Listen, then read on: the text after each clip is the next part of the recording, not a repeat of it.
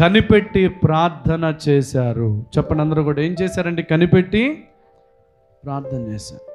కనిపెట్టి ఆశతో ఎదురు చూశారు. ఎదురు చూసినప్పుడు ప్రేమైన దేవుని బిడ్డలారా, అద్భుతమైన కృప ఆశపడినటువంటి వారికి అనుగ్రహించబడింది. గట్టిగా చప్పట్లు కొట్టి దేవునికి స్తోత్రం చెల్లిద్దాం. ఆశపడిన వారికి అనుగ్రహించబడిందా?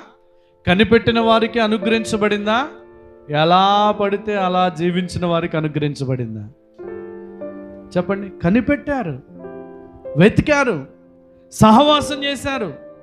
దేవుడు చెప్పినటువంటి ఆ వాగ్దానం యొక్క నెరవేర్పు జరిగేంత వరకు కూడా ప్రేమైన దేవుని బిడ్డలారా వాళ్ళు ఎదురు చూశారు కనుక వాళ్ళ జీవితంలో గొప్ప కార్యం జరిగింది. ఈరోజు నీ జీవితంలో ఎదురవుతున్న ప్రతి సమస్యను బట్టి నీవు కూడా ఏం చేయాలంటే దేవుడితో సహవాసం చేసి దేవుడిచ్చే వాగ్దానము కొరకు